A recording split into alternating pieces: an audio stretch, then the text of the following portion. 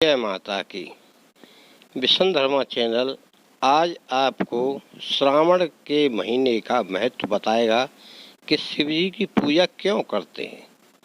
मित्रों, आप सभी ने सुना भी है और देख भी रहे हैं, श्रावण के महीने में सभी लोग शिव जी की पूजा करते हैं।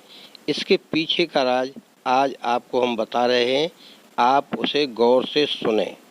ये एक संक्षिप्त विवरण है, आप उसके विषय में पूरी जानकारी यहाँ प्राप्त कर सकते हैं और सुनकर आनंद रहकर आप शिव जी की पूजा करें। सनत कुमार जी बोले, हे भगवान, आपने श्रावण मास में संक्षिप्त वर्णन किया है। प्रभु, हमें ये बताइए कि हमारी तृप्ति कैसे हो। कृपया करके आप इसे विस्तार से बताइए जिससे हम उससे खुश हो जाएं। यह एक कहानी बनाई उन्होंने और बताई तो सनत कुमार जी कृत हो जाऊंगा मैं, ऐसा बोलकर उनसे प्रार्थना करने लगे। तो प्रभु ने उनसे यह कहा, भगवान ने कहा कि हे योगीश, जो बुद्धिमान नक्त व्रत के द्वारा सावन मास में व्यतीत करता है वह 12 महीने के नक्त व्रत के फल का भागी होता है। नक्त व्रत में दिन की समाप्ति के पूर्व सन्यासियों के लिए एवं रात्रि में गृहस्थों के लिए भोजन का विधान है। उसमें सूर्यास्त के बाद ही 3 घड़ियों को छोड़कर नक्त भोजन का समय होता है। सूर्य के अस्त होने के पश्चात 3 घड़ी संध्या काल होता है। संध्या बेला में आहार, मैथुन, निद्रा और चौथा स्वास्थ्य, इन चारों कर्मों का त्याग कर देना चाहिए। गृहस्थ और यति भेद में उनकी व्यवस्था के विषय में मुझसे सुनिए। सूर्य के मंद पड़ जाने पर जब अपनी छाया अपने शरीर से दुगनी हो जाए उस समय के भोजन को यति के लिए नक्त भोजन कहा गया है। रात्रि भोजन उनके लिए नक्त भोजन नहीं होता। तारों के दृष्टिगत होने पर यानी तारे दिखाई पड़े जब विद्वानों ने गृहस्थ के लिए नक्त कहा है। यति के लिए दिन के 8 भाग यानी 8वां शेष रहने पर भोजन का विधान है। उसके लिए रात्रि में भोजन का निषेध किया गया है। गृहस्थ को चाहिए कि वह विधि पूर्वक रात्रि में नक्त भोजन करे और यति, विधवा तथा विधुर व्यक्ति सूर्य के रहते नक्त व्रत करे। विधुर व्यक्ति यदि पुत्रवान हो तब उसे भी रात्रि में ही नक्त व्रत करना चाहिए। अनाश्रमी हो अथवा आश्रमी हो अथवा पत्नी रहे तो अथवा पुत्रवान हो, उन्हें रात्रि में नक्त व्रत करना चाहिए। इस प्रकार बुद्धिमान मनुष्य को अपने अधिकार के अनुसार नक्त व्रत करना चाहिए।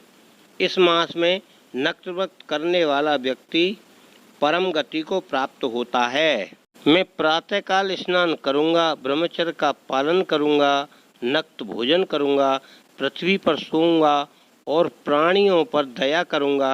हे देव, इस व्रत को प्रारंभ करने पर यदि मैं मर जाऊं तो हे जगतपति, आपकी कृपा से मेरा व्रत पूर्ण हो, ऐसा संकल्प करके बुद्धिमान व्यक्ति को श्रावण मास में प्रतिदिन नक्त व्रत करना चाहिए। इस प्रकार नक्त व्रत करने वाला मुझे अत्यंत प्रिय होता है। ब्राह्मण के द्वारा अथवा स्वयं ही अतिरुद्र, महारुद्र तथा रुद्र मंत्र से महीने भर प्रतिदिन अभिषेक करना चाहिए। हे वत्स, मैं उस व्यक्ति पर प्रसन्न हो जाता हूँ क्योंकि मैं जलधारा से अत्यंत प्रीति रखने वाला हूँ। अथवा रुद्र मंत्र के द्वारा मेरे लिए अत्यंत प्रीतिकर होम प्रतिदिन करना चाहिए यानी यज्ञ करना चाहिए।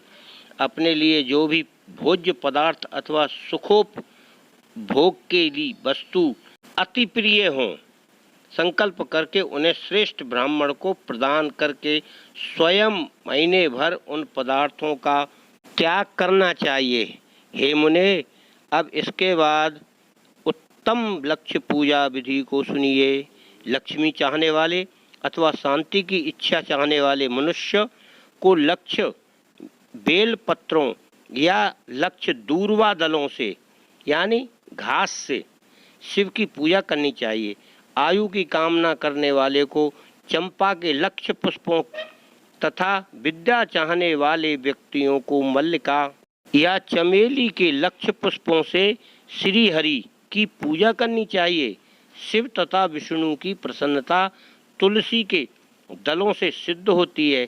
पुत्र की कामना करने वाले को कटेरी के पत्तों से शिव तथा विष्णु का पूजन करना चाहिए। बुरे स्वप्न की शांति के लिए धान्य से पूजन करना प्रशस्त होता है। देव के समक्ष निर्मित किए गए रंगवल्ली आदि से विभिन्न रंगों से रचित पद्म, स्वास्तिक और चक्र आदि से प्रभु की पूजा करना चाहिए। इस प्रकार सभी मनोरथों को सिद्ध करने के लिए सभी प्रकार के पुष्पों से यदि मनुष्य 1,00,000 पूजा करे, लक्ष्य का मतलब होता है 1,00,000, शिवजी प्रसन्न होंगे। तत्पश्चात उद्यापन करना चाहिए, मंडप निर्माण करना चाहिए और मंडप के त्रिभाग परिणाम में वेदिका बनानी चाहिए। उसके बाद पुण्य हवन वाचन करके आचार्य जी का वरण करना चाहिए, उनको दान दक्षिणा देना चाहिए और उस मंडप में प्रविष्ट होकर गीत तथा वाद्य यंत्रों का शब्द करें और तीव्र वेद ध्वनि से रात्रि में जागरण करना चाहिए। पश्चात पंचामृत पूर्वक धूप दीप तथा नैवेद्य से उस प्रतिमा की पूजा करनी चाहिए और गीत वाद्य यंत्र तथा वेद शास्त्र और पुराणों के पाठ के द्वारा रात्रि में जागरण करें। इसके बाद प्रातःकाल भलीभांत स्नान करके पवित्र हो जाए और अपनी शाखा में निर्दिष्ट विधान के वेद का निर्माण करना चाहिए। तत्पश्चात मूल मंत्र से या गायत्री मंत्र से या शिव के सहस्त्र नामों के द्वारा तिल घृत मिश्रित खीर से होम करना चाहिए तथा जिस मंत्र से पूजा की गई है उसी से होम करके पूर्ण आहुति डालनी चाहिए। इसके बाद वस्त्र अलंकार तथा आभूषणों से भली भांत आचार्य का पूजन करना चाहिए। उसके पश्चात अन्य ब्राह्मणों का पूजन करना चाहिए और उन्हें दक्षिणा देनी चाहिए। जिस जिस वस्तु से उमापति शिव की 1,00,000 की पूजा आपने की है उसका दान करना चाहिए। स्वर्णमयी मूर्ति बनाकर शिव की पूजा करनी चाहिए। यदि दीप कर्म किया हो तो उस दीपक का दान करना चाहिए। चांदी का दीपक और स्वर्ण की बत्ती अर्थात बत्ती बनाकर उसे गौ घृत से भरकर सभी कामनाओं और अर्थ की सिद्धि के लिए उसका दान करना चाहिए। इसके बाद प्रभु से क्षमा प्रार्थना करनी चाहिए और अंत में 100 ब्राह्मण का भोजन कराना चाहिए। हे मुनि, जो व्यक्ति इस प्रकार पूजा करता है मैं उस पर प्रसन्न होता हूँ। उसमें भी जो श्रावण मास में पूजा करते हैं उनको फल पूरा मिलता है। यदि अपने लिए अत्यंत प्रिय कोई वस्तु को इस महीने में त्यागता है मेरे लिए, तो वह उसका फल सुनिए। इस लोक में तथा परलोक में उसकी प्राप्ति लाख गुना अधिक होती है। सकाम करने से अभिलाषित व्यक्ति सिद्धि प्राप्त कर लेता है और निष्काम करने से परम गति मिलती है। इस मास में रुद्राभिषेक करने वाला मनुष्य उसके पाठ की अक्षर संख्या से एक एक अक्षर के लिए करोड़ करोड़ वर्षों तक रुद्रलोक में प्रतिष्ठा प्राप्त करता है। पंचामृत का अभिषेक करने वाले से मनुष्य अमरत्व को प्राप्त करता है। इस मास में जो मनुष्य भूमि पर शयन करता है उसका फल भी मुझसे सुनिए।